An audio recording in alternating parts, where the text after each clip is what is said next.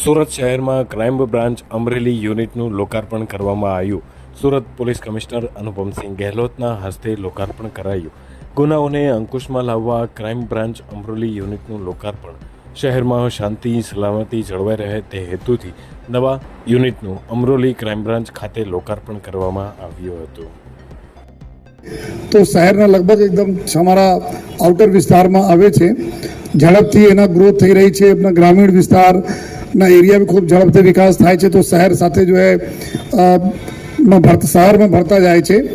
અને આજુબાજુ અમારા વિસ્તારમાં અમરોલી પોલીસ વિસ્તાર જોઈએ તો મોટા અમારા લોકો માટે જો પોલીસ માટે એક ચેલેન્જીસ છે, જેમાં આપણા આવાસ બી આવે છે. આમાં જો ખુશાળ આવાસ આમાં જોઈએ તો 1 લાખ જેટલી વસ્તી રહેતી હોય છે.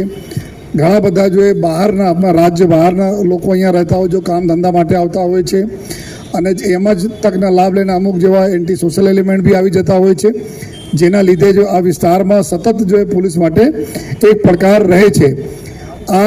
આ સિવાય પણ આ વિસ્તારના આજુબાજુ આપણા જોઈએ તો સીધા હાઈવે જવા માટે, નેશનલ હાઈવે જવા માટેનો વિસ્તાર છે, આપણા ઓલપાડ જવા માટેનો વિસ્તાર છે.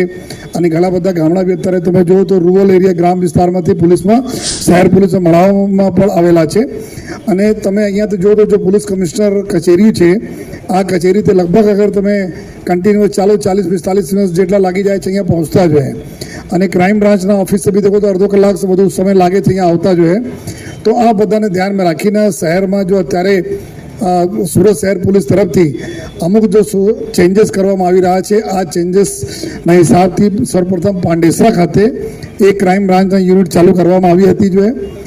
અને આ યુનિટથી જો પાંડેસરા જીઆઈડીસી અને આજુબાજુના વિસ્તારોમાં ઘણી બધી જો આ ગુનાહિત પ્રવૃત્તિમાં રાહત થઈ. એન્ટી સોશિયલ એલિમેન્ટ્સ, લુખા લફંગાઓના ઉપર કંટ્રોલ કરવામાં બહુ મદદ મળી. કેમ કે આ લોકલ પોલીસ સાથે સંકલનમાં આ બધી યુનિટ કામ કરે છે. આ જ પ્રકાર ઘણા દિવસો જ આયોજન ચાલતા હતા કે અમરોલી ખાતે પણ આપણા ક્રાઇમ બ્રાન્ચની યુનિટ ચાલુ કરીએ, જેના લીધે આ વિસ્તારમાં બી જો અમારી સ્થાનિક પોલીસ છે એના મદદ મળી જોઈએ. તો આજથી ચાલુ થયા છે.